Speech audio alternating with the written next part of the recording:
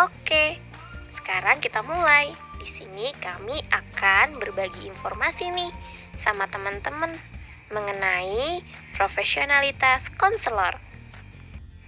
Kita belajar bareng yuk. Profesionalitas konselor, jurusan bimbingan dan konseling atau sering disebut juga dengan nama BK, adalah jurusan yang kini semakin banyak dibuka di berbagai universitas Indonesia, termasuk di universitas kami tercinta, Universitas Indraprasta PGRI. Setelah lulus dari jurusan BK, maka ada berbagai profesi yang dapat ditekuni. Salah satunya adalah dengan menjadi seorang konselor.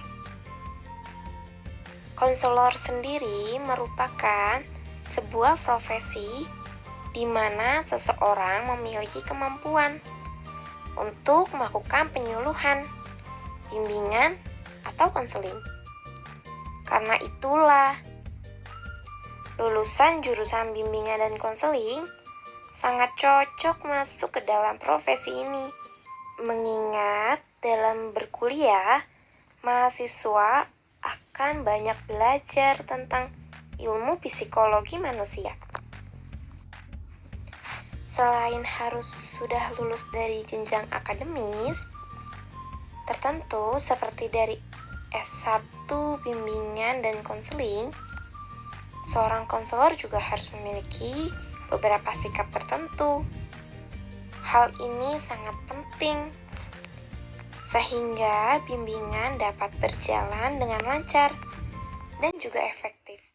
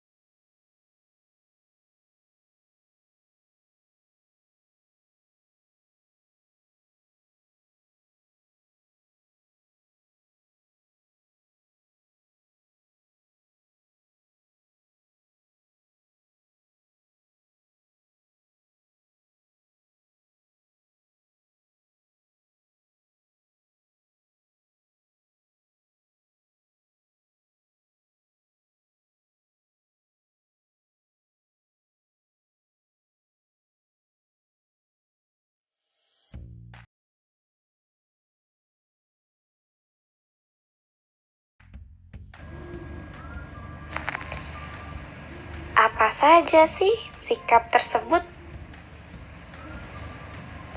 Berikut ini adalah beberapa di antaranya. 1. Memiliki rasa empati yang tinggi. 2. Menghargai klien dengan baik. 3. Kemampuan untuk menerima. 4. Memiliki kemampuan dalam memperhatikan. 5. Mampu menciptakan suasana. Nah, di sini ada yang tahu nggak ya, apa sih pengertian profesional? Profesional merupakan pekerjaan, namun semua pekerjaan tidak dapat disebut profesi. Ada beberapa yang berkaitan dengan profesi yang hendaknya tidak dicampurkan, misalnya profesi, profesional, profesionalisme, dan profesionalisasi. Profesional menunjuk pada dua hal. 1.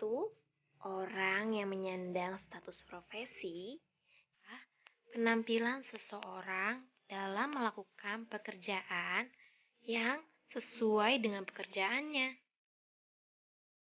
Oke, sekarang kita beranjak ke profesionalitas.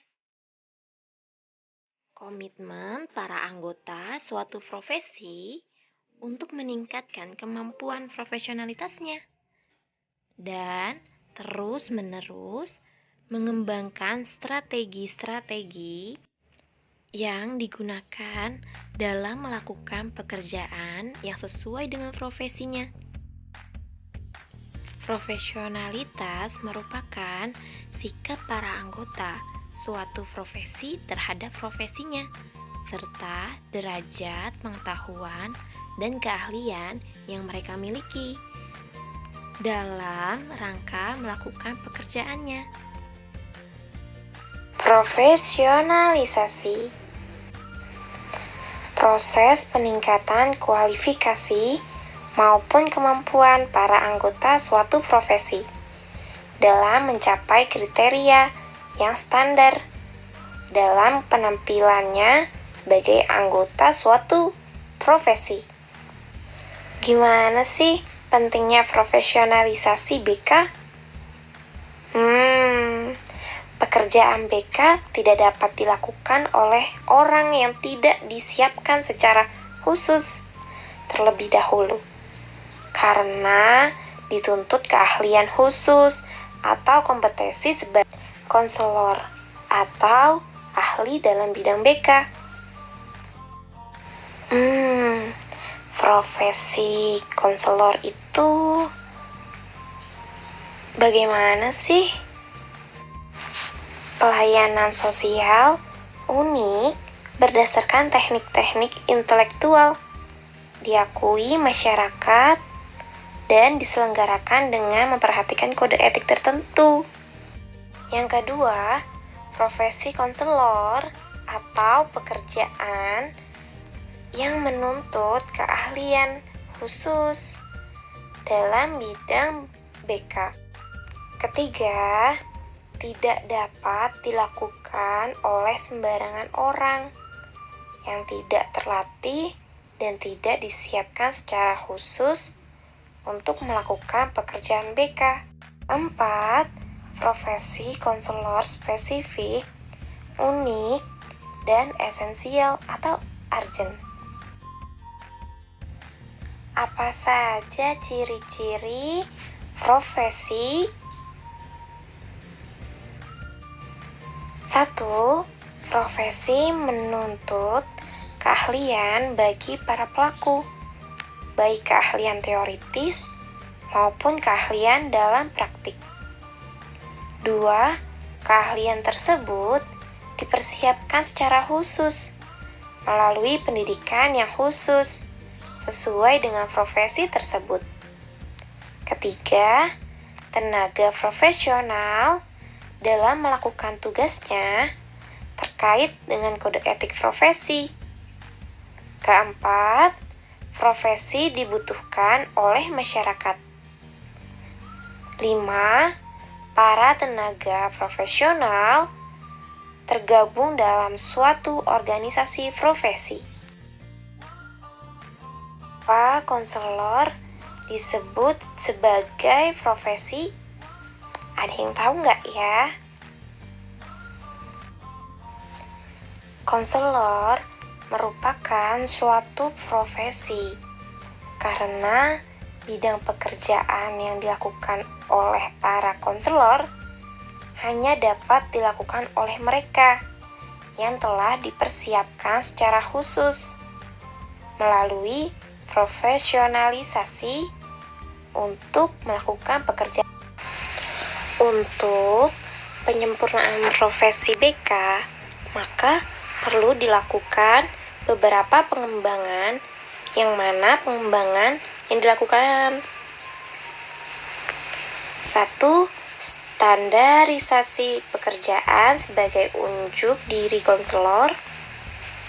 Banyak orang menganggap bahwa pekerjaan konselor dapat dilakukan oleh siapa saja, asalkan mereka mampu berkomunikasi dengan baik dan mampu mencari solusi atas permasalahan yang dihadapi oleh klien atau murid.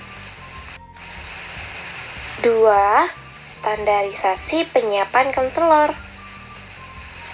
Yang dimaksud standarisasi penyiapan konselor adalah menyiapkan konselor untuk memahami dan mengerti akan tugas-tugas sebagai konselor dan mampu menjalankan tugasnya tersebut.